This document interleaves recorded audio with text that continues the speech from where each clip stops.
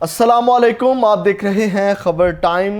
ناظرین اکرام، جناح ہاؤس جلانے والے افراد کی تصاویر جو ہیں وہ جاری کر دی گئی ہیں اور نشاندہی کرنے والوں کے لیے انعام کا بھی اعلان کر دیا گیا ہے۔ محکمہ داخلہ پنجاب نے جناح ہاؤس جلانے میں ملوث افراد کی تصاویر جاری کر دی ہیں۔ محکمہ داخلہ پنجاب نے جناح ہاؤس جلانے میں ملوث افراد کی شناخت کرنے والوں کے لیے 2 لاکھ روپے کا انعام کا اعلان کیا ہے، اور اخبارات میں جاری اشتہار میں شہریوں سے اپیل کی گئی ہے کہ جناح ہاؤس جلانے والے جو ملوث افراد ہیں ان کی نشاندہی کریں اور قانون نافذ کرنے والے اداروں کی مدد کریں۔ شناخت کرانے والے فرد کا نام صیغہ راز میں رکھا جائے گا۔